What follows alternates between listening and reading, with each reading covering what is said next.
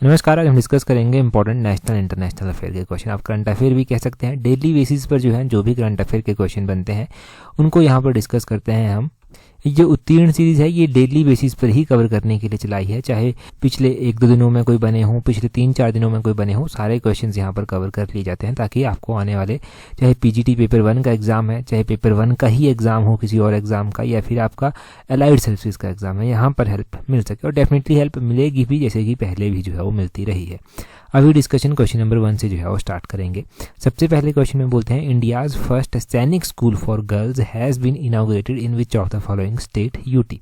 तो बोलते हैं कि लड़कियों के लिए भारत का पहला सैनिक स्कूल वो उसका उद्घाटन अभी हाल फिलहाल किया गया है। तो वो कहाँ पर किया गया है, कौन से राज्य या फिर केंद्र शासित प्रदेश में वो किया गया है। देखिए, नॉर्मली अगर सैनिक स्कूल ही होता तो इतना इम्पोर्टेंट नहीं है, परंतु ये पहला गर्ल सैनिक स्कूल है, इसलिए ये इम्पोर्टेंट है। तो पहला गर्ल सैनिक स्कूल वो उत्तर प्रदेश में इनॉग्रेट किया गया है। ऑप्शन बी सही आंसर है।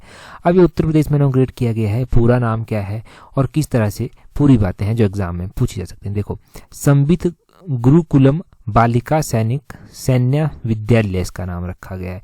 संबित गुरुकुलम बालिका सैन्य विद्यालय इसका नाम रखा गया है। और ये वो डिफेंस मिनिस्टर जो राजनाथ सिंह हैं उनके द्वारा उत्तर प्रदेश के जो वृंदावन, मथुरा वृंदावन उत्तर प्रदेश में वहाँ पर इसको इनॉग्रेट वो किया गया है। जो डिफेंस मिनिस्टर हैं राजनाथ सिंह वो थे, और साथ में चीफ मिनिस्टर आदित्यनाथ योगी आदित्यनाथ हैं, वो भी वो साथ में है। और 1 जनवरी 2024 को वो इसको इनॉग्रेट किया गया। ये स्कूल वत्सल्य ग्राम परिसर में वो स्थित है। ये वत्सल्य ग्राम परिसर ये फाउंड किया गया था साध्वी रीतांभरा के द्वारा। उनका नाम भी आपने ध्यान रखना है। अभी हम यहाँ से उत्तर प्रदेश के बारे में और भी क्वेश्चन वो जानेंगे जो प्रीवियसली हम पढ़ चुके हैं।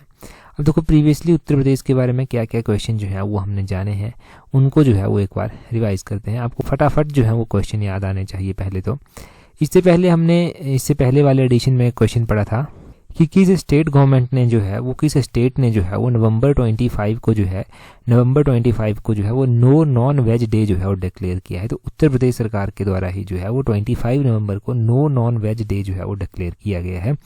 इन्होंने ऑनर किया है साधु T.L. वासवानी को, जिनकी बर्थ एनिवर्सरी इस दिन होती है।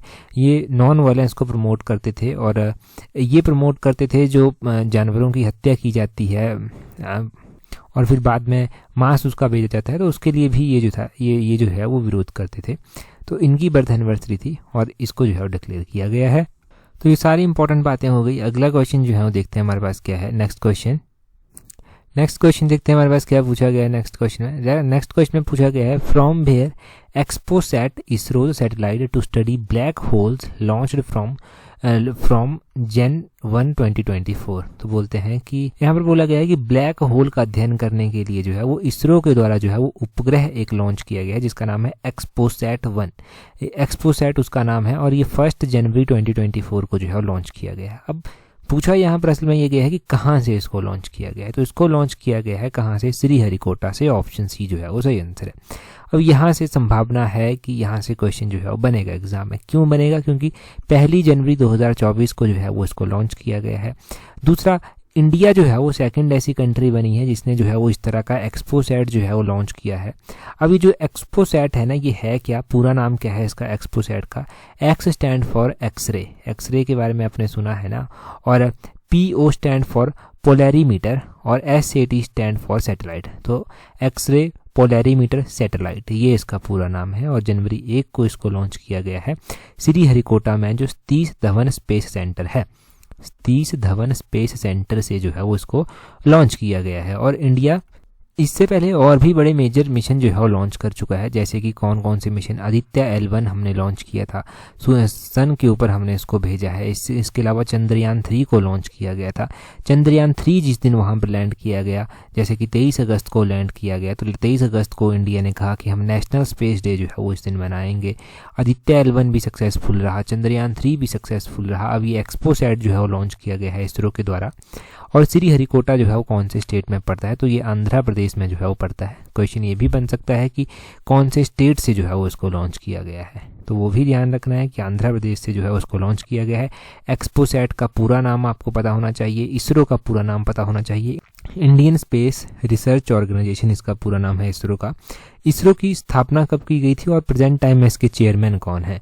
देखिए, इसरो की स्थापना 1969 में जो था वो की गई थी और इसके जो चेयरमैन थे वो चेयरमैन जो हैं इसके अभी वो हैं एस सोमनाथ। इनकी अध्यक्षता में ही ये सारे मिशन जो हैं, चाहे चंद्रयान 3, आदित्य L1 या फिर आप ये कह लीजिए एक्सपोसैट, ये सारे इनकी अध्यक्षता में ही लॉन्च किए गए हैं। तो इसकी स्थापना बहुत बार एग्जाम में पूछी गई है, खासकर टेट जैसे एग्जाम में। 1969 बहुत पहले जब एलाइड का एग्जाम इतना टफ नहीं होता था, उस टाइम एलाइड जैसे एग्जाम में इसकी स्थापना और इसका हेडक्वार्टर भी पूछा गया है। इसकी स्थापना 1969 में हुई है और इसका हेडक्वार्टर कहाँ पर स्थित है? बेंगलुरु में जो है वो इसका हेडक्वार्टर स्थित है।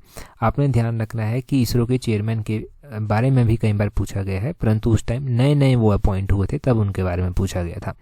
अगला क्वेश्चन देखिए, बड़ा ही इंपॉर्टेंट है। बोलते हैं Mahe, Mangrol and Malvan are the name of which of the following products recently launch. तो बोलते हैं कि माहे हो गया, मंगरोल हो गया, मालवन हो गया, ये हाल ही में लॉन्च किए गए उत्पाद हैं, परंतु ये किस उत्पाद के नाम हैं? ठीक है जी, ये हाल ही में लॉन्च किए गए हैं, चाहे माहे हो गया, मैंग्रोल हो गया, मालवान हो गया। तो ये एंटी सबमरीन वॉरशिप्स हैं, ऑप्शन ए सही आंसर है। ये एंटी सबमरीन वॉरशिप्स हैं जो अभी लॉन्च की गई हैं। आपने ध्यान रखना है कि कोचिन शिपयार्ड से जो है वो फर्स्ट 3 जो 8, वैसे तो ये पूरी 8 हैं एंटी सबमरीन मिसाइल, परंतु उसका फर्स्ट 3 का जो एक सीरीज़ है वो लॉन्च कर दी गई है और इनका नाम रखा गया है INS माहे, INS मालवान और INS मैंगलोर। ठीक है जी, आप पब्लिक सर्विस कमीशन के पिछले पेपर उठा के देखिए, कोई फालतू का क्वेश्चन नहीं है, ये मोस्ट इंपॉर्टेंट क्वेश्चन है। ठीक है जी, इस तरह के क्वेश्चन पब्लिक सर्विस कमीशन ने पूछे हैं। जब भी कोई क्वेश्चन सबमरीन के बारे में होता है, एंटी सबमरीन के बारे में होता है, तब वो क्वेश्चन बन जाता है। तो ये भी क्वेश्चन हमारा एक बनता है और इम्पॉर्टेंट है आपके लिए। और देखो, अगर आप एलाइड जैसे एग्जाम के लिए तैयारी कर रहे हैं तो एलाइड सर्विसेज की पोस्टें निकाल दी गई हैं और उसके लिए हमने टेस्ट सीरीज ऑलरेडी लॉन्च कर रखी है। टेस्ट सीरीज लॉन्च कर रखी है ताकि आपकी हेल्प हो सके, प्रैक्टिस प्रॉपर हो सके, क्योंकि एक चीज़ में अगर सक्सेसफुल और जो सक्सेसफुल नहीं रहते एग्जाम में उनके बीच में कोई डिफरेंस रहता है तो मेजर डिफरेंस होता है प्रैक्टिस का। ठीक है जी, तो प्रैक्टिस में कोई कमी मत छोड़िए, जितनी प्रैक्टिस कर सकते हैं वो कीजिए। एलाइड सर्विसेज की टेस्ट सीरीज का लिंक नीचे डिस्क्रिप्शन बॉक्स, कमेंट बॉक्स में और हमारे टेलीग्राम चैनल पर दिया गया है। बोलते हैं अगले क्वेश्चन में, silver line is a railway project being constructed in which state. तो बोलते हैं कि सिल्वर लाइन एक रेलवे परियोजना है, किस राज्य में बनाई जा रही है? तो ये केरला में बनाई जा रही है। ऑप्शन बी जो है वो सही आंसर है। अभी चर्चा में आई थी, वैसे बड़ा पुराना प्रोजेक्ट है ये सिल्वर लाइन, बड़ा तो क्या मतलब 2-3 सालों से चला रहा है, तो इसलिए चर्चा में आई अभी ये, क्योंकि जो साउदर्न रेलवे वे है ना, उसके साउदर्न रेलवे जो है ना उसके द्वारा जो है वो रिपोर्ट सबमिट की गई है इस सिल्वर लाइन प्रोजेक्ट को लेकर, जो कि ये केरला का एक प्रोजेक्ट है। तो तब ये चर्चा में आया, अब ये चर्चा में आया तो हमने डिस्कस कर लिया। और रेलवे जोन्स के बारे में भी एक क्वेश्चन बन जाता है कि कौन से रेलवे जोन का हेडक्वार्टर कहाँ पर स्थित है। जैसे कि नॉर्दर्न रेलवे जोन जो है वो उसका हेडक्वार्टर दिल्ली में स्थित है। नॉर्थ ईस्ट जो रेलवे जोन है उसका हेडक्वार्टर जो है वो गोरखपुर में स्थित है। नॉर्थ ईस्ट फ्रंटियर रेलवे जो है वो उसका हेडक्वार्टर जो है वो मालीगांव गुवाहाटी में स्थित है। ईस्टर्न रेलवे का हेडक्वार्टर जो है वो फेरिली पैलेस कोलकाता में स्थित है। और साउदर्न ईस्टर्न रेलवे का हेडक्वार्टर जो है वो गार्डन रीच कोलकाता में है। साउथ सेंट्रल रेलवे का हेडक्वार्टर जो है वो सिकंदराबाद में है। और साउदर्न रेलवे का हेडक्वार्टर चेन्नई में है। सेंट्रल रेलवे का हेडक्वार्टर मुंबई में है। वेस्टर्न रेलवे का हेडक्वार्टर जो है वो चर्च गेट मुंबई में है। साउदर्न वेस्टर्न रेलवे का हेडक्वार्टर जो है वो हुबली में है। और भी ऐसे बहुत सारे नाम हैं, परंतु मेजर 1 हमने डिस्कस कर लिए। मेजर 1 में कौन कौन थे, जैसे कि नॉर्दर्न रेलवे हो गया, दिल्ली हेडक्वार्टर है। ईस्टर्न रेलवे हो गया, फेरली प्लेस कोलकाता इसका हेडक्वार्टर है। साउदर्न ईस्टर्न रेलवे हो गया, गार्डन रीच कोलकाता इसका हेडक्वार्टर है। ये जो साउदर्न ईस्ट रेलवे है ना, ये Himachal Pradesh public service staff selection commission, जब हमीरपुर में वो पेपर करवाता था तो उस टाइम ये उसके द्वारा पूछा गया था। तो इस तरह से ना इन सभी हेडक्वार्टर्स को आप ध्यान रखना, एक बार ये नोट्स बना लेना, पढ़ लेना, जैसे भी आपको अच्छा लगता है, ज़रूरी है। रिवाइज मैंने करवा दिए। अगला क्वेश्चन देखते हैं क्या बोलते हैं यहाँ पर, recently who received the famous Sangeeta Kalanidhi award of the music academy. तो बोलते हैं कि अभी हाल ही में संगीत अकादमी का प्रसिद्ध संगीत कलानिधि जो अवार्ड है ना वो किसे दिया गया है। तो ये देखो, ये म्यूजिक एकेडमी का एक अवार्ड है। पहले तो ध्यान रखना है कि संगीता कलानिधि कहाँ का अवार्ड है, म्यूजिक एकेडमी का एक अवार्ड है। और ये किसको दिया गया है, ये दिया गया है बॉम्बे जयश्री रामनाथ को। ऑप्शन ए जो है वो सही आंसर है, बॉम्बे जयश्री रामनाथ को दिया गया है। और जो वेस्ट बंगाल के फॉर्मर गवर्नर थे गोपाल कृष्ण गांधी, उनके द्वारा दिया गया। और इस टाइम प्रेजेंट थे यहाँ पर जो प्रेसिडेंट हैं म्यूजिक एकेडमी के, जिनका नाम एन मुरली है, वो भी वहाँ पर प्रेजेंट थे। ये प्रेसिडेंट है म्यूजिक एकेडमी के। और साथ में गोपाल कृष्ण गांधी का नाम याद रखना है, ये फॉर्मर गवर्नर रह चुके हैं वेस्ट बंगाल के, इनके द्वारा दिया गया। ठीक है जी। तो दिया किसको दिया गया? ये बॉम्बे जयश्री रामनाथ को दिया गया। इस तरह के क्या और भी अवार्ड हमने प्रीवियसली पढ़े हैं?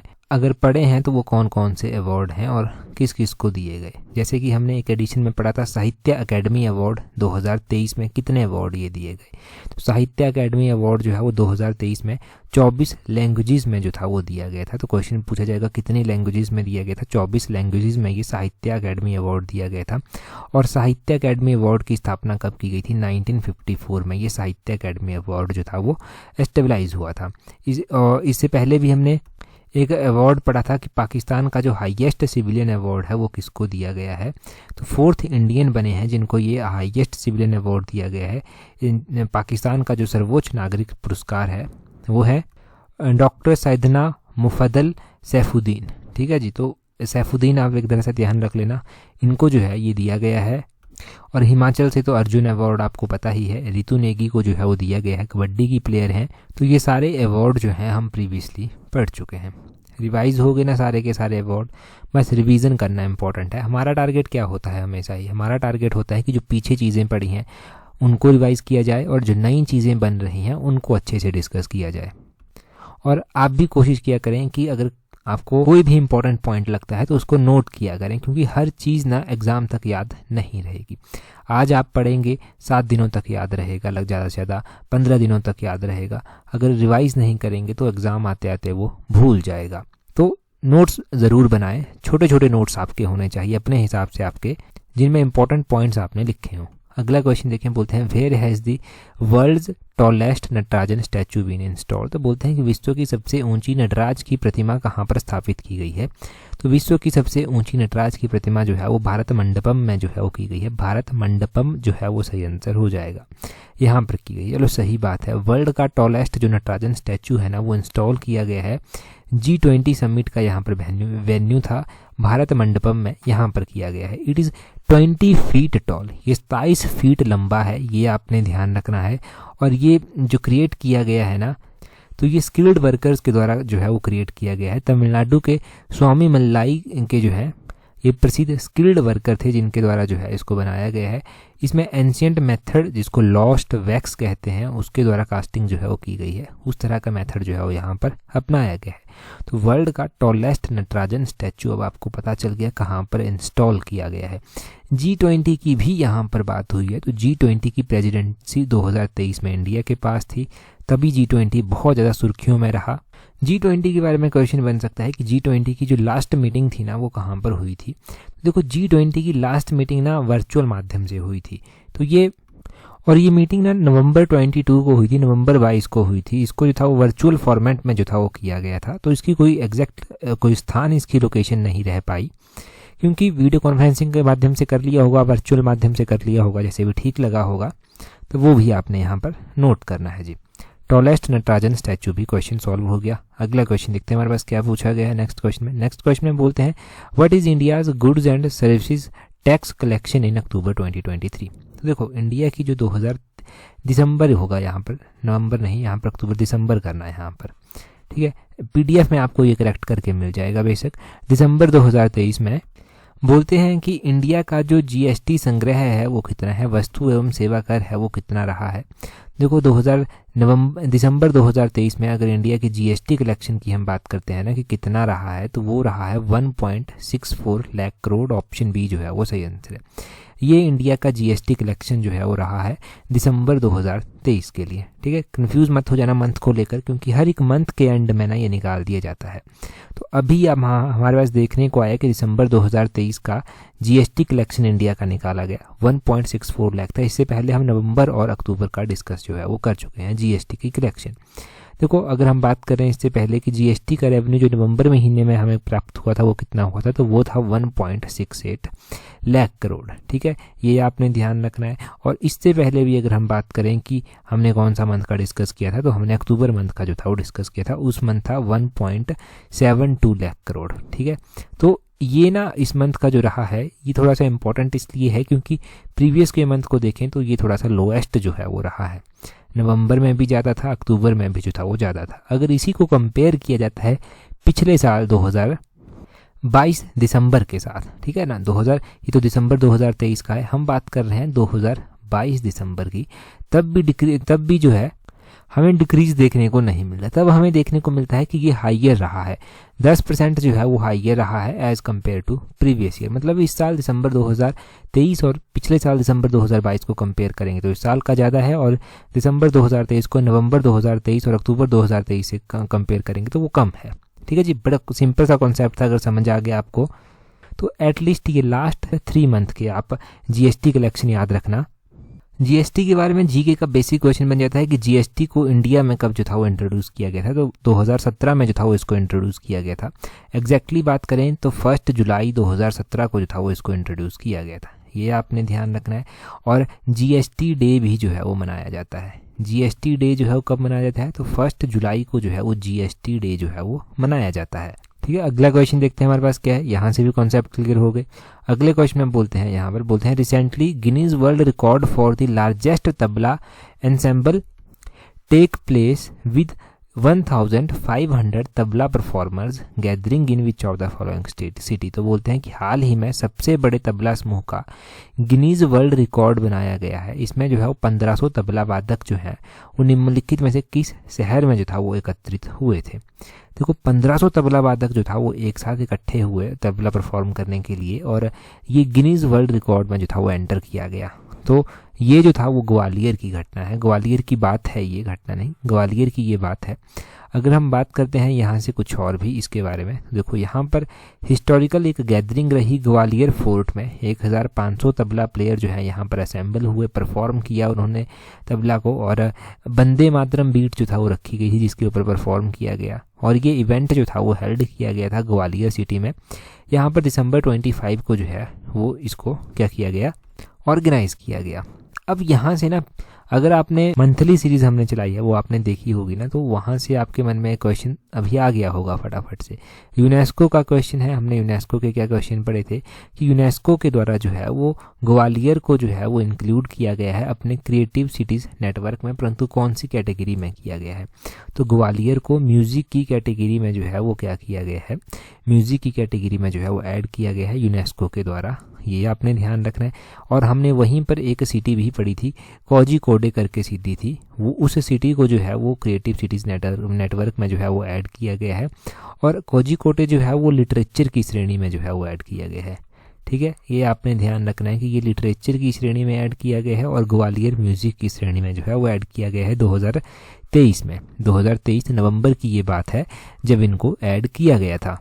तो 4-5 क्वेश्चन, तो यूनेस्को के जो 2 क्वेश्चन बने ये हो गया, जो गिनीज वर्ल्ड का रिकॉर्ड बनाया गया है ये हो गया। दिसंबर 25 को जो है वो कौन सा डे मनाया जाता है, तो दिसंबर 25 को गुड गवर्नेंस डे भी मनाया जाता है। पूर्व प्रधानमंत्री जो अटल बिहारी वाजपेयी हैं उनकी बर्थ एनिवर्सरी इस दिन होती है, तो उन्हीं को ऑनर करते हुए ये मनाते हैं। अगला क्वेश्चन देखें, बोलते हैं which country has had the fastest 5G roll out in the world. तो बोलते हैं विश्व में सबसे तेज 5G रोल आउट किस देश में हुआ है।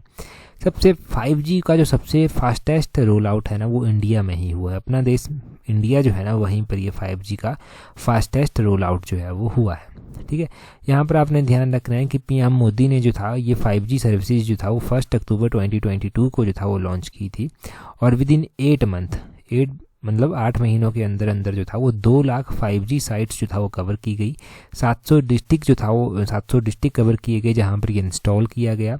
और 5G नेटवर्क जो था वो सबसे बड़ी बात यह है कि 28 स्टेट और यूटी में जो है वो अभी तक पहुंच चुका है, और इसने यूरोप को जो है वो सरपास किया है 5G नेटवर्क एक्सपेंशन में। और इंडिया ने जो है वो यूरोप को तो सरपास किया है, परंतु फास्टेस्ट इसका 5G रोल आउट भी जो है वो वर्ल्ड में रहा है। ये भी इंपॉर्टेंट फैक्ट हैं सारे के सारे। 5G जैसे उस टाइम 4G लॉन्च किया गया था और एलाइड का एग्ज़ाम हुआ था तो 4G का क्वेश्चन पूछा गया था, शायद 2016-15 इस तरह की बात है कोई, ये जब ये क्वेश्चन पूछा गया था। और अभी देखो 5G लॉन्च हुआ है तो 5G के बारे में क्वेश्चन बनना स्वाभाविक है, हो सकता है लकीली यही क्वेश्चन जो है वो बन जाए। अगला क्वेश्चन देखते हैं। अगला क्वेश्चन डिस्कस करें उससे पहले पीजीटी पेपर 1 में आपको पता है नेशनल इंटरनेशनल अफेयर के क्वेश्चन पूछे जाएंगे। हिमाचल जीके होगी, हिंदी होगी, इंग्लिश होगी। तो पेपर 1 में अगर पास होंगे तभी तो पेपर 2 चेक होगा। तो पेपर 1 की टेस्ट सीरीज जो है वो आप प्रैक्टिस भी कर सकते हैं। पेपर 1 की टेस्ट सीरीज का लिंक नीचे डिस्क्रिप्शन बॉक्स में दिया गया है, वहाँ से आप प्रैक्टिस कर सकते हैं। और पेपर 1 की बहुत अच्छी प्रैक्टिस आपको चाहिए, क्योंकि पेपर 1 की इंपॉर्टेंस क्या है ना, ये तो वही बता पाएंगे जिन्होंने नेगेटिव मार्किंग में एग्ज़ाम दिया है। और नेगेटिव मार्किंग में नंबर लेना कितना मुश्किल हो जाता है अगर थोड़ा सा अटपटा पेपर आ जाए। तो प्रैक्टिस ही एक सॉल्यूशन है। तो पेपर 1 की प्रैक्टिस आप कर सकते हैं। पेपर 1 में पास होंगे तभी पेपर 2 में पढ़ने का फ़ायदा है। और पेपर 2 में नंबर क्लैश करके तो पेपर 1 के ही नंबर देखे जाएंगे, फिर उसी को प्रायोरिटी मिलेगी जॉब में। तो जॉब के मामले में रिस्क ना लें। अगर प्रैक्टिस करना चाहते हैं तो नीचे डिस्क्रिप्शन बॉक्स, कमेंट बॉक्स में लिंक दिए गए हैं। अगला क्वेश्चन देखते हैं। बोलते हैं the Bab el Mandeb is a strait connect which two water bodies. तो बोलते हैं बावल मंदेव जो है वो एक जल डमरू मध्य है, ये किन दो जल निकायों को जो है वो आपस में जोड़ती है। तो ये बावल मंदेव जो है ये किन दो जो है वो जो वाटर बॉडीज़ हैं उनको आपस में जोड़ती है। तो ये रेड सी को और गल्फ ऑफ एडन को जो है वो आपस में जोड़ती है। ऑप्शन ए जो है वो सही आंसर है। क्यों ये चर्चा में आया, क्यों ये नेशनल इंटरनेशनल अफेयर में कवर हो रहा है? एक तो ये जियोग्राफी का क्वेश्चन बन गया, एक जीके का क्वेश्चन बन गया सिंपल से, और एक करंट अफेयर का क्वेश्चन भी बना, क्योंकि गल्फ ऑफ एडन, रेड सी जो है ये चर्चा में आए हैं सारे के सारे। इंडिया का भी एक शिप गया था सामान लेकर या फिर असिस्टेंस लेकर जो था वो जा रहा था, उसके ऊपर भी रेड सी में अटैक जो था वो पीछे जैसे हुआ था। रेड सी में जो है वो इजराइल वॉर चला हुआ है, तो वहाँ पर कॉन्टिन्यूसली जो है वो चर्चा बनी हुई है, नज़र बनी हुई है बड़ी कंट्रीज़ की। गल्फ ऑफ एडन में भी बनी हुई है, तो इनको कनेक्ट करता है ये बावल मंदेव। ठीक है, कुछ एक इंपॉर्टेंट स्ट्रेट हमारे पास हैं जो अलग अलग वाटर बॉडीज़ को कनेक्ट करती हैं, उनको जानते हैं। जैसे कि मलाक्का स्ट्रेट हो गया, अंडमान सी और साउथ चाइना सी को आपस में जोड़ती है। इंडोनेशिया मलेशिया इसकी जो है वो लोकेशन है। पाक स्ट्रेट जो है ये पाक बे और बे ऑफ बंगाल को जो है वो करती है, यानी कि कंट्रीज़ में बात करें तो इंडिया और श्रीलंका को आपस में ये जोड़ती है। सुंडा स्ट्रेट जावा सी और इंडियन सी को इंडियन ओशन को आपस में जोड़ती है। इंडोनेशिया इसकी लोकेशन है, ये ध्यान रखना है। बॉस्पोरस स्ट्रेट आपने ध्यान रखना है कि ब्लैक सी और मरमारा सी को आपस में जोड़ती है, टर्की इसकी जो है वो लोकेशन है। और फ्लोरिडा स्ट्रेट, ये क्वेश्चन कहाँ पर पूछा गया था? ये क्वेश्चन अलाइड सर्विसेज में शायद पहले पूछा जा चुका है। फ्लोरिडा स्ट्रेट जो है ज्वाइन करती है gulf of Mexico and Atlantic ocean को। क्वेश्चन पूछा गया था, कुछ पता नहीं गल्फ ऑफ मैक्सिको का कुछ रिलेट किया गया था कि फ्लोरिडा स्ट्रेट को कुछ किया गया था, परंतु पूछा गया है। कारण लोकेशन है यूएसए और क्यूबा के बीच में। ठीक है जी, तो ये सारी की सारी 5 इंपॉर्टेंट स्टेट मैंने आपको बताई, ये 5 की 5 इंपॉर्टेंट हैं। और previously exam point of view से इनकी वैल्यू को देखते हुए ही मैंने ये डिस्कस की है। देखो ना, बहुत सारे सोर्सेज हैं आज इंटरनेट पर पढ़ने के लिए। आप दिन रात ना वीडियो देखते रहें यूट्यूब पर, मतलब 2-2, 10-10, 15-15, 20-20 घंटों की वीडियोस भी मिल जाएंगी देखने को। परंतु सोर्सेज ना हमेशा ही लिमिटेड रखें, लिमिटेड सोर्सेज रखें और किताबों का साथ ना छोड़ें। चाहे वो करंट अफेयर हो किताबों से पढ़ना, चाहे वो जीके हो किताबों से पढ़ना, चाहे आपका सब्जेक्टिव कुछ है किताबों से पढ़ना। किताबों के बिना सक्सेस नहीं मिल सकती। किताबें और आपके शॉर्ट नोट्स होने चाहिए, चाहे वो किताबों को ही आपने अपडेट किया हो हेडलाइन करके, जैसे भी आपको अच्छा लगता है रिवाइज करना, या फिर शॉर्ट नोट्स आपने बनाए हों करंट अफेयर्स के, तो वो चीज़ें होना ज़रूरी हैं। चलिए जी क्वेश्चन देखिए। क्वेश्चन में बोलते हैं PM Modi will inaugurate a railway station on 30 December 2023 in Ayodhya, what is the name of this station. तो बोलते हैं कि पीएम मोदी के द्वारा जो है वो 30 दिसंबर 2023 को जो है वो अयोध्या में एक स्टेशन का उद्घाटन किया गया। इस स्टेशन का क्या नाम था? अभी जो अयोध्या में स्टेशन उद्घाटन किया गया है ना, अभी तो विल आ गया, क्योंकि लास्ट एडिशन हमने 30 दिसंबर को ही डिस्कस की थी, तो उस दिन ये होना था, तो विल था। परंतु अभी हो चुका है इनॉग्रेशन इसका। आपने कमेंट करके जो है वो नाम बताना है। ठीक है जी, इंपॉर्टेंट है एग्जाम पॉइंट ऑफ व्यू से और मोस्ट एक्सपेक्टेड है। टेलीग्राम पर अगर आप अभी तक नहीं जुड़े हैं तो टेलीग्राम पर जुड़ने के लिए अपने टेलीग्राम से @allexam31 करके सर्च करना, आपको हमारा टेलीग्राम चैनल भी जो है वो मिल जाएगा। टेलीग्राम पर हर एक इंपॉर्टेंट अपडेट आपको मिल जाती है जो भी आपके एग्जाम में हेल्प करती है। That's all for today. Thank you very much for watching and listening it very patiently.